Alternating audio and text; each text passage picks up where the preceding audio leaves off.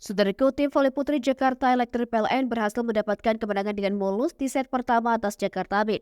Performa impresif yang mereka miliki lewat pemain inti Marina Markova, Katarina Zitkova, dan Nurlaini Kusuma berhasil menebar teror atas Jakarta Beat.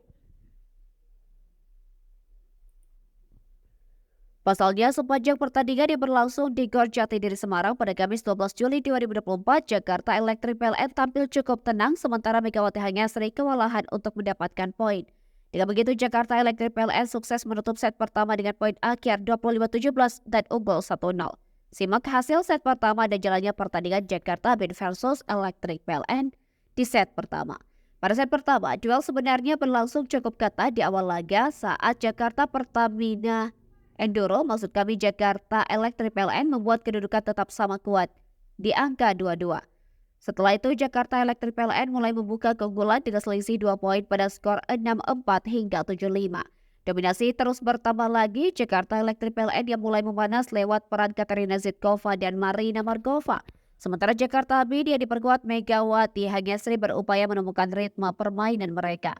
Tim dengan pemain asingnya Kenia Karkasos dan Karabajema terus berupaya untuk mengejar ketertinggalan mereka atas Jakarta Electric PLN yang semakin tak terbendung.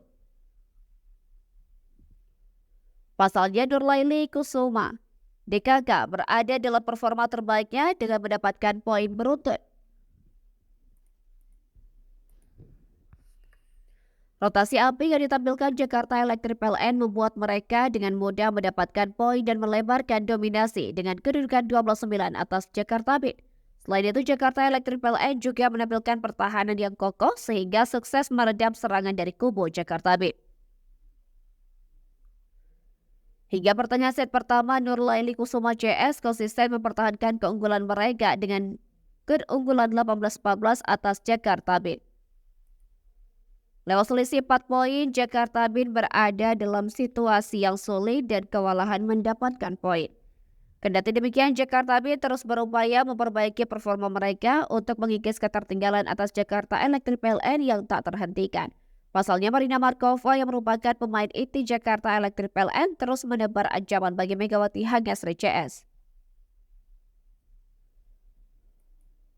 Memasuki penghujung set pertama, Jakarta Electric PLN dengan mulus mendapatkan poin dan melebarkan dominasi mereka menjadi 22-17.